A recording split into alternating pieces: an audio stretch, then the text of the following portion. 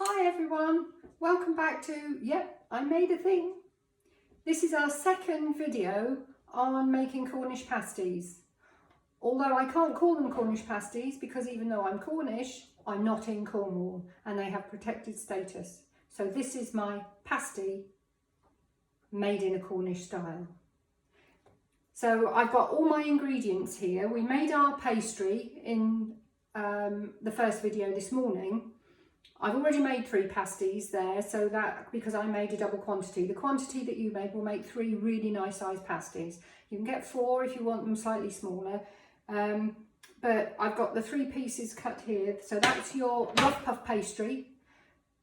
If you didn't see the pastry this morning that I made on the separate video, you really ought to have a look, because the rough puff is, in my opinion, the best pastry to use for pasties. Not short crust, not flaky, not puff, but rough puff.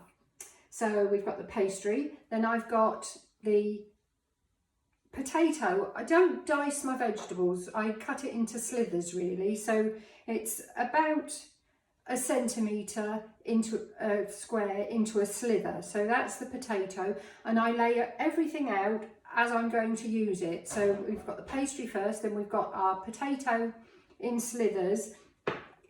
You need about a medium potato, a medium potato per pasty. And then you've got an onion. A large onion will be fine for 3 of these pasties. So that's a large onion chopped. And then swede. This is the orange swede, not turnip, it's swede. It's the one that looks purpley on the outside and it's quite woody. And it takes longer than everything else to cook. So this again is in slithers, but it's slightly thinner so that it cooks at the same time as the potato. So really the potato is about double the thickness of the swede. So the swede is in about centimetre square slithers. And then you've got your diced, not minced, your diced beef. So your diced beef, if I were in Cornwall, I'd be getting skirt. It's called beef skirt.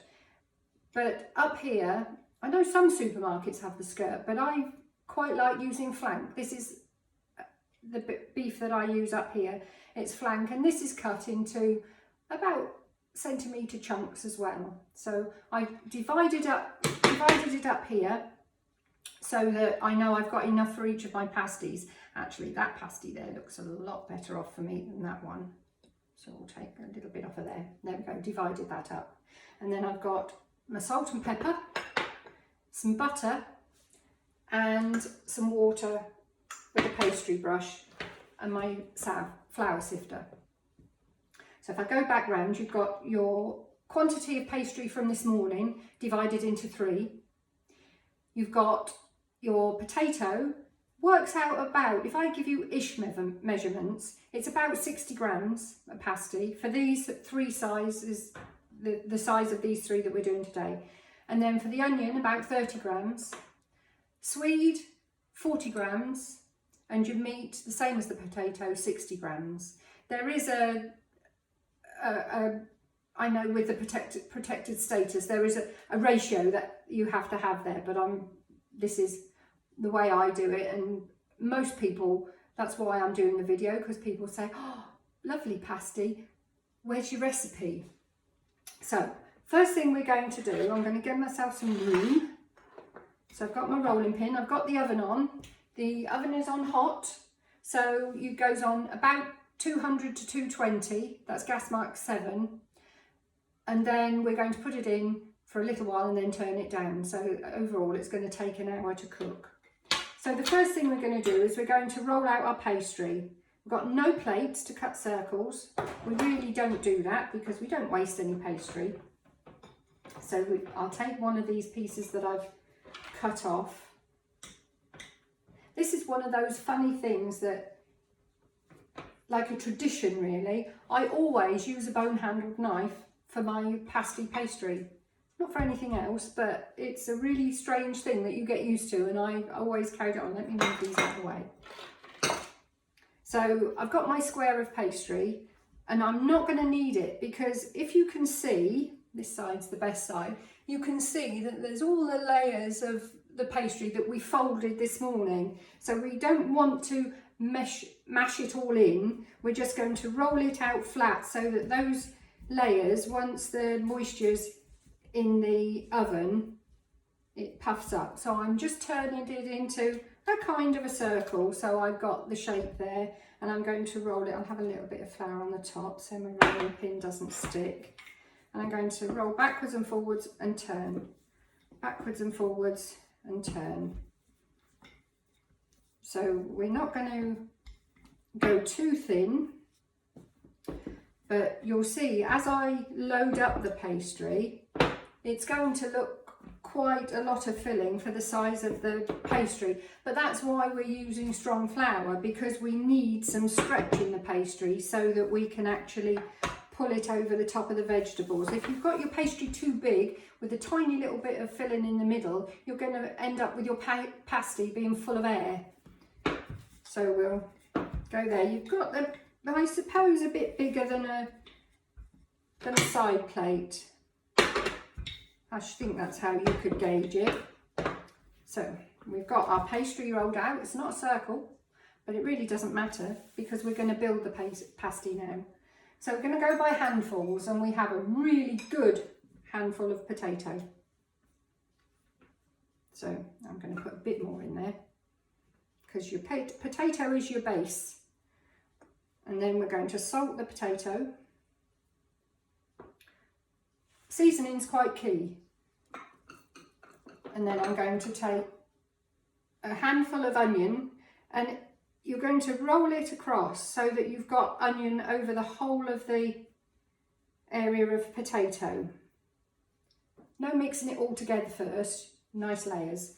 So then we're going to take a handful of swede and do exactly the same. Here's where it starts to look quite full. I haven't got a lot of pastry for the ratio of food in the middle. So I'm going to take one of the piles of meat and I'm going to take it right the way across the top. Because unlike shop bought pasties, no names mentioned, we're not going to have our crimping round here so that we can hold the pasty with our crimp, which is what they did originally so that they didn't get the arsenic from down the mines on their hands. They could eat their pasties and then throw away the crimp. But we're actually going to eat all of it, so our crimp is going to go along the top.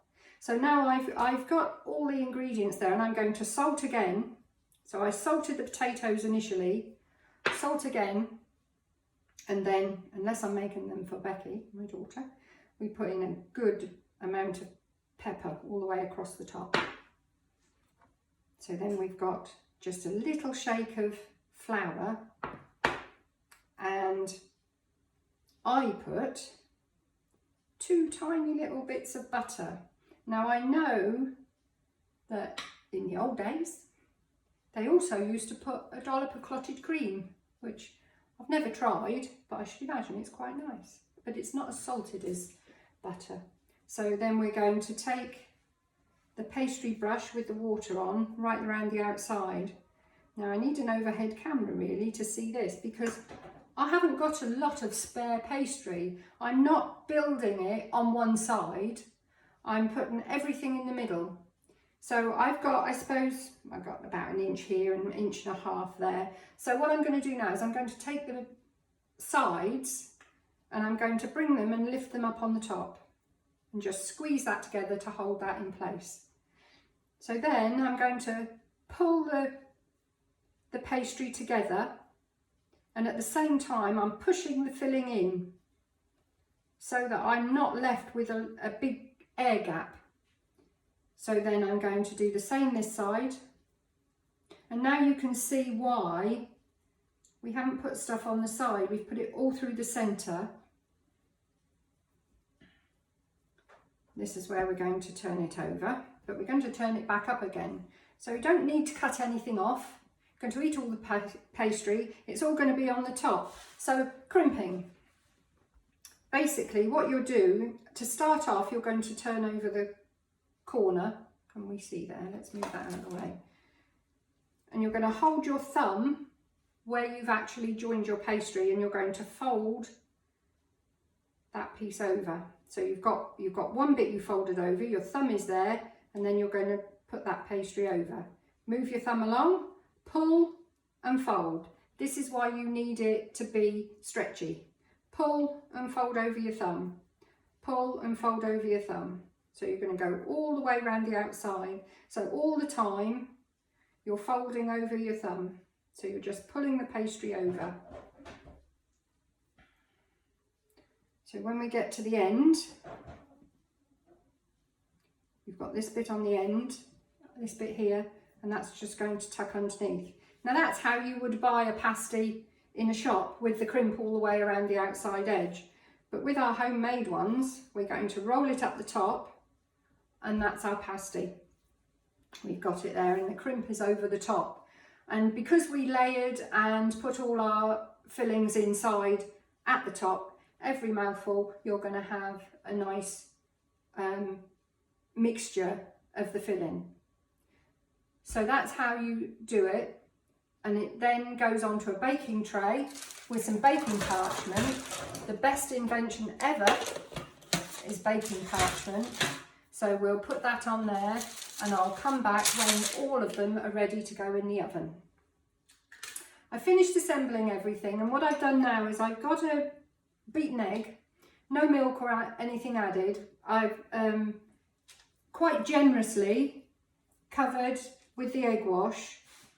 I'm going to actually use up this egg, because what we want to do is we want the egg to actually start to solidify as soon as it goes in the oven and the heat gets it, so that's going to help with your pastry and stop your pastry from cracking open, allegedly. It doesn't always work that way, but they taste just as good. So now I'm going to put these in the oven at 220 for 10 to 15 minutes. You have to keep an eye on it, because obviously it depends how they start to brown. You're actually baking the pastry to start off with. So I'm just going to put it in the oven for that 10 to 15 minutes. And then when that's done, you're going to turn the oven down to about 160. It depends on your oven really, so that's about gas mark 3, for another 45 minutes, and then you've got some lovely tasty pasties. Hi, we're back again. The pasties are out of the oven, all nice and golden brown, but we don't want to eat them straight out of the oven because they're so hot that you need to leave them about 15 minutes, I would say, before you start. But you can see that we've got a lovely cooked base, no soggy bottoms. So that was your 220 degrees, gas mark 7 for 15 minutes. Then you turn it down to about 150, 160, gas mark 3 for another 45 minutes.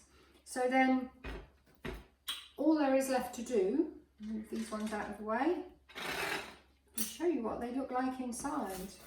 You can hear the crisp pastry through to the bottom. So there we are. Your layers, you've got your meat, you've got your potato at the bottom, your meat and your vegetables in the middle. So I hope you all have a go. Best way to eat it is with a pickled onion. Obviously this is all personal choice, but in the words of my father-in-law, 'tis bloody ansom made. Okay, thanks very much. See you again sometime. Bye.